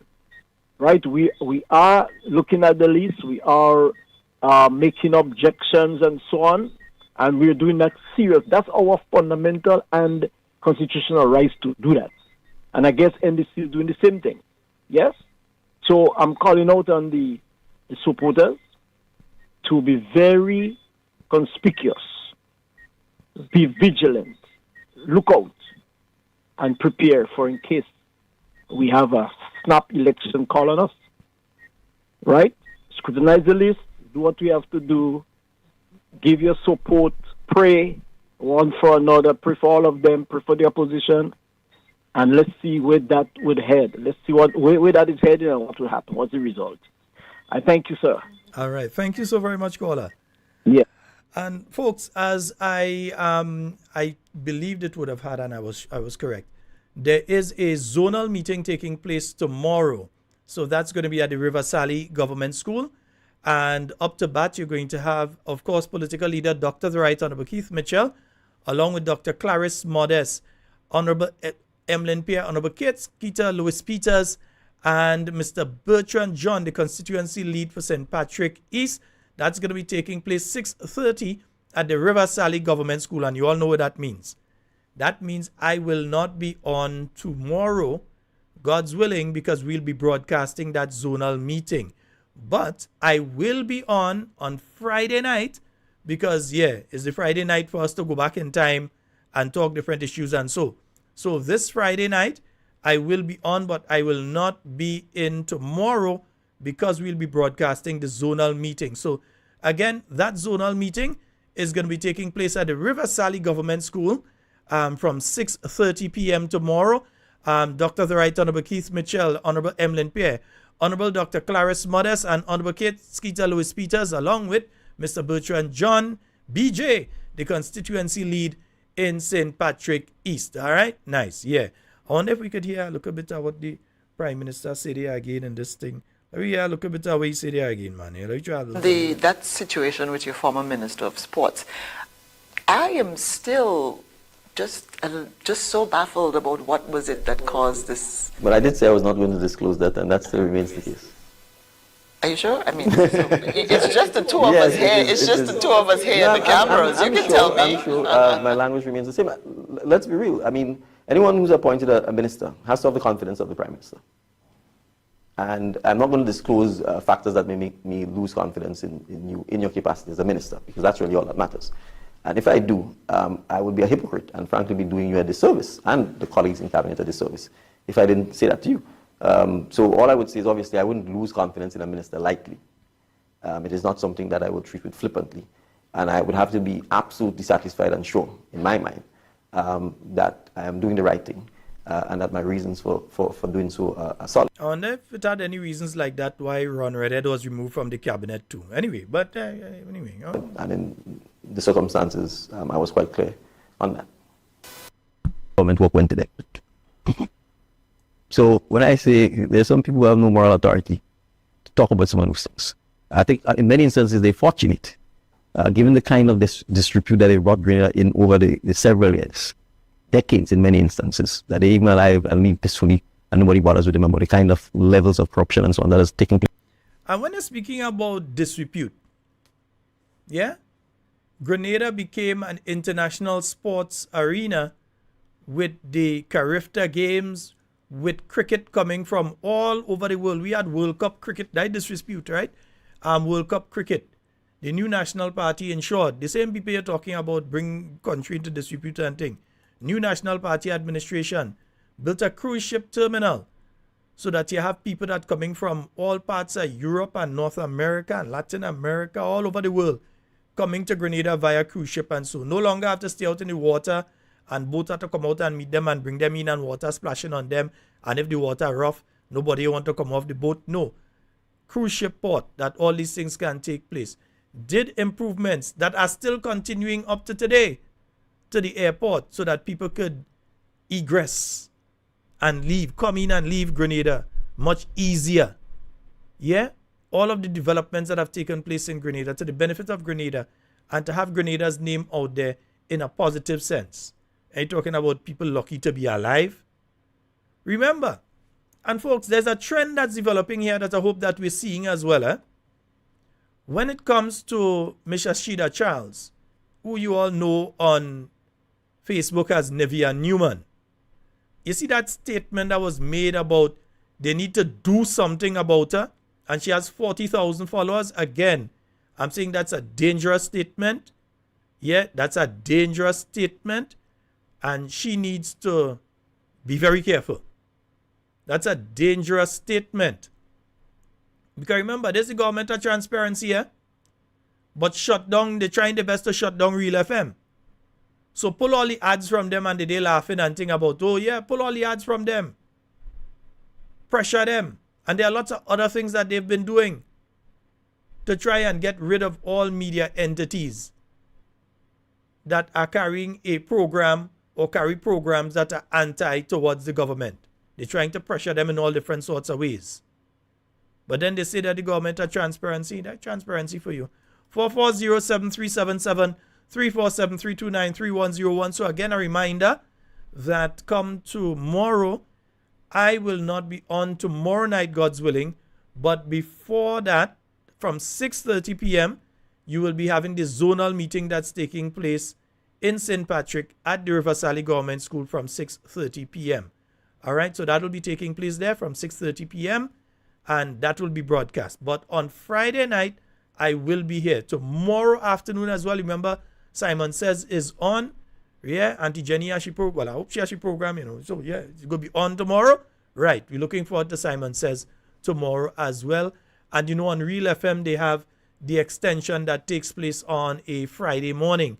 So you have the Friday morning program on Real FM. There's Jenny's program taking place tomorrow afternoon from 5 p.m. Tomorrow night, we'll be broadcasting. Tomorrow evening, we'll be broadcasting the meeting out there in River Sally. And then on Friday night, God's willing, I'll be in studio to deal with, so going back in time. There are some things I want to talk about. Because these guys like to talk about corruption. We're going to talk a bit about corruption and some of the accusations they're making and them kind of thing. We'll talk about that on Friday night. We have a caller online. Hello? Hello? Hello? Oh, Hello, good night, Brother Sheldon. That was my mistake. Go right ahead, caller. Yes, Brother Sheldon, I'm sitting here and I'm thinking that the Prime Minister is sitting in front of Ms. Farre, asking him certain questions, and the Prime Minister still behaving as though he has a one-man government. Everything with this Prime Minister is I, and I, and I. Well, best the Prime Minister was a Rasta man. I mean, Rasta men don't even behave so because Rasta men talk about the brethren. You understand what I'm saying? And I really think that the Prime Minister should let go of Miss Thomas Delma because she's not doing her job. The Prime Minister and the others need assessment, brother. They need assessment. These people getting on as though they're out of here, as though they're losing their mind. She really need to deal with these people. She need to assess them and send them for some kind of, well, I don't want to say treatment, because I don't want to put anybody in any bracket of being mentally ill. But based on how these people are behaving, they're behaving very strange, very, very strange. And these people need to think and do better than that because, Grenadians deserve better. Grenadians deserve better, Brother Sheldon. And before I leave, Brother Sheldon, I could remember under the previous government we had is it a address for the electoral office where we could have gone online. Mm-hmm. Is that still there? Or Yeah, can you it's give still, us that? It's still operating. Let me see if I could find it. Oh, but I'll read it on air in a short while. Okay, good. Yeah, Thanks. it's peogrenada.org. Okay, good. So once they go there, they can find the electoral list. Under the you could actually find the full electoral list there for the whole country, and you can break it down by zones and so on, and you can run tests there to check to see if your name is on everything. So peogrenada.org. Right, nice. Yeah. Okay, my dear. Okay, good All night, bro. Great, thanks. Yeah. Bye. Yeah, so peogrenada.org, you can go there and you would be able to check for your name. You could download the whole voters list. The documents are there. If you know what you're doing, you'll be able to go around it and do what you have to do. You could get the laws in relation to elections in Grenada. All of that information is there. You'll be able to pick that up. 440-7377-347-329-3101. And folks, a reminder again, this Saturday at the NNP office out there in Carriacou. Yeah, right by the Hillsborough bus terminal from 7 a.m. They're going to be having the breakfast sale. And then at midday in St. Patrick East at the River Sally Basketball Court, the New National Party will be having their luncheon. So that's going to be taking place this weekend. I do not yet have the information for Sunday's meeting. There is going to be a zonal meeting, God's willing, on Sunday. But the zonal meeting for tomorrow is going to be taking place at the River Sally Government School. So looking forward to see you all out there in your numbers as usual to see you all out there. 440-7377 347-329-3101. And folks, also remember, this one is in December, but I'm telling you from now, the Wester Hall Music Academy, they're coming up with their concert. That's going to be on Sunday, the 15th of December. So those of you who are outside of Grenada and you're coming back home to take a nice look, relax and that kind of thing, after the cut and thrust of the election season, yeah, you're coming home to take a little relaxation. This is a nice one to go to. It's the Wester Hall Music Academy. It will be taking place on Sunday, the 15th of December, between 5 p.m. and 9 p.m. at the Grenada Trade Center. You're going to be having classical musical performances featuring Dash, Laura Lisa, Kazi, Tamara Songbird St. Bernard, featuring guitarist Javed Wiggy Nichols, tutors and students of the music school. Tickets, children $20, adults $45.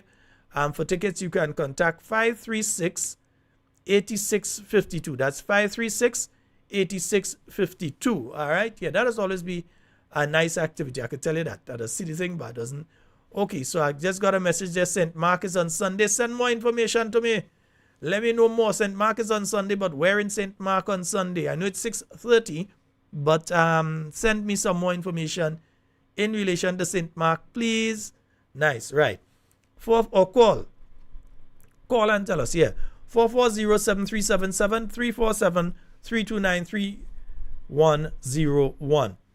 Folks, a dangerous trend is developing here when it comes to this administration. They can't do like former administrations might do and just take up a bunch of people and lock them up in Hopevale or put them in Richmond Hill. They can't do that. But believe me, if they could, they thought they could get away with it, they would have. Hello, good night. Good night, my dear. How are you? Not too bad. All right, go right Well, ahead. I thank you for the information and just send because I go there and I see my name on the list. Yes, you can check and so on. And still, I want to ask you, how many people do a security company have to have? How many people that a security company have to have? I don't think there's a limit for how many any security company can have. There's no law that dictates they have to have a certain amount or so. It would probably be based on the amount of contracts that they have.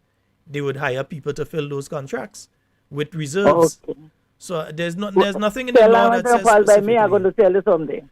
All right, my dear. Okay, Dan. Have a blessed night. All right, thank you very much. You have a good one. Okay, darling. 440-7377. Yeah, 440-7377 347-329-3101. Those are the numbers to get on the inside. I'm telling you folks, there's a dangerous, dangerous trend that's developing here in Grenada. And there's certain aspects of it you need to pay attention to. There is the aim to destroy Real FM because they find that talking points coming through Real FM. You have the extension coming through Real FM and other programs coming through there. Mr. Pierre's program, I'm trying to On Target, coming through Real FM. So there is a need and intention by these individuals to silence that voice called Real FM. It's a good thing 91.9 and 91.5 up and running and blasting all over the place as normal now. They're not on with us tonight, but they're working. Right? So there's the aim and objective to close them down. Openly stated. Until one MP went as far as to say that, oh, they're playing ads and thing out of, instead of praising the people, they say, oh, they're playing ads and thing out of wickedness to try and create confusion. But that is another story for another time. You have what has been done with the civil servants, where they have been given these NDAs, as they call them, non-disclosure agreements, by the government to sign so that they can't talk. That is a dangerous, dangerous thing. Yeah, because if a corrupt act is taking place, you as a public worker, you see somebody thieving, or you see a minister involved in something that is corrupt, they are saying to you that you can't talk. They are saying to you that you are to hush. If you want to do that, what you have to do first of all is put in place what they call whistleblower legislation. Whistleblower legislation means that if somebody exposes a corrupt act, even if they sign an NDA, that person is protected. You can't do them anything. That person is protected. So that's why you have whistleblower legislation before you go through these things with NDA and all these kind of things. But they ain't focusing on freedom of information. They're not focusing on whistleblower legislation, but they're focusing on somebody have 40,000 followers, so all they need to deal with them. And who lucky to be alive. A statement made by the head of government of this country. Who lucky to be alive because of things, and they bring Grenada name into disrepute before, and they're lucky to be alive. That's the sort of things that we're hearing from the leadership of this country at this point in time. How they're transparent. The only reason they speak about the Nigeria trip is because the Nigerian media put out stuff in relation to the trip. They're not even speaking about oil and gas. Now, the Prime Minister says he's going to hold a press conference in relation to the issue of oil and gas. You know why? Because Mr. Gregory Bowen came on this program 1 week ago, tonight, 1 week ago, and leveled them. Because they had gotten the documents, they never came back. The same way they went to the Grenadian people and they said, that's how Grenadian people, although we can't find the documents. They never came back to the Grenadian people and said, well, we got the documents now. They never did that. They did not come back to the Grenadian people and say, we found the documents. So they had in the minds of not just Grenadians, but people outside. They brought Mr. Gregory Bowen's name and the New National Party name into disrepute for something that was always there. It never was hidden. It never was taken anything. They have not apologized, but they're going and hold press conference now. So the transparency in relation to them finding the documents, the transparency, well, not even finding, but just locating the documents, because they were never not there, they were always there. So the transparency now in relation to that, yeah, the transparency now in relation to all those kind of things only comes about because the New National Party talk on it. Give us transparency in relation to the Lotto matter. Give us transparency into what was done per an investigation in relation to that. Let us know what sort of investigation took place. We want to know. We want to know what kind of investigation take place. Would the FIU involved? Because if they could find time to go into the Ministry of Education and juke up the staff inside their computer, all after hours late in the night, if they can find the time to go there and do that, maybe they could investigate what's going on in Lotto. Yeah? This is the state that we're living in right now, and they're coming to try and they're trying to gaslight us and telling us that they're transparent, the most transparent. Folks, in case they forget, let me remind them. And before I go further, let me remind you all, the St. Mark meeting this Sunday, I'm seeing 5:30 at the Bonaire Government School. So 5:30 for the Sunday. Oh, yes, because the next day, yes. So 5:30 at the Bonaire Government School this Sunday. That's the meeting that's taking place for St. Mark, New National Party. Dr. Mitchell and the team will be there along with Dr. Modest and her team. Nice, right? So, folks, they're talking about transparency. This was transparency. Every time Dr. Mitchell left the country, you knew a release was sent out that said Dr. the Right Honorable Keith Mitchell is leaving. He's going to this, that, the other, whatever. And so he's leaving. And so is going to be holding on as the acting prime minister or so. Different ministers went. When the ministers go, even if you didn't see a release when they go, when they come back, they report to cabinet. Then there was a post-cabinet press briefing, something that doesn't exist again. Post-cabinet press briefing, where you would hear now from the ministers, hey, we went to the UK and we secure A, B, or C for the state of Grenada. Or we went to Canada to this particular meeting and we now have access to $1 billion there and we just have to write projects for it or so. So you heard, that was transparency. Tell me, how many of these ministers have come back to Grenada since going out and come and report to you, the Grenadian people, that we've accessed this? We hear about one, the minister down in the south, and I go remind all you until we hear something about it again, who went and say he coming back with what, coconut tree, was supposed to be coconut and thing, and then he get $1 million, and then they call him and say, Andy, well, remember we told you we're giving you $1 million. We've decided we're going to give you $2 million. Well, I don't know if they give he or they give the country, but up to now, we ain't hear nothing about that $2 million again. Folks, that's all the time for Talking Points tonight. It's been wonderful being here with you. In everything you say and do it safe and secure. I want to be speaking to and with you and not about you. My name is Sheldon Scott. I'm out of here. Yes, indeed. Remember, I'll be back on Friday night. Tomorrow night, we'll be broadcasting the zonal meeting. So I won't be in studio, but you have Simon Says tomorrow. You have Mr. Pierre's program tomorrow afternoon. You have Simon Says. And then on Friday, you have the extension. And Friday night, I'll be on, God's willing, with the Friday Night Forum. I am out. This is Malax again.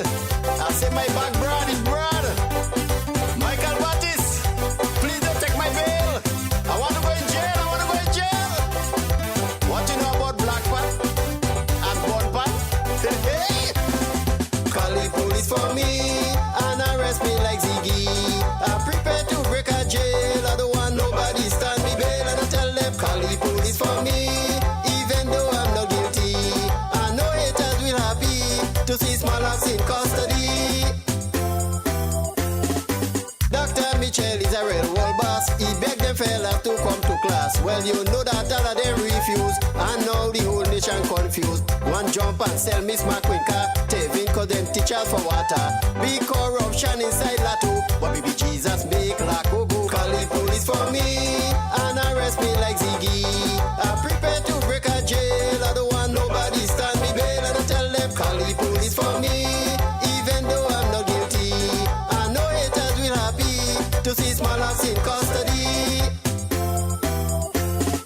CJ and AJ turn engineer, both in River Road and Molinier. Is to see them with a helmet, telling us when project will complete. I'm telling you now it's 2 years plus, and like the project start to revolt. No River Road and what more flood, and Molinier full up with more. Call the police for me and arrest me like Ziggy.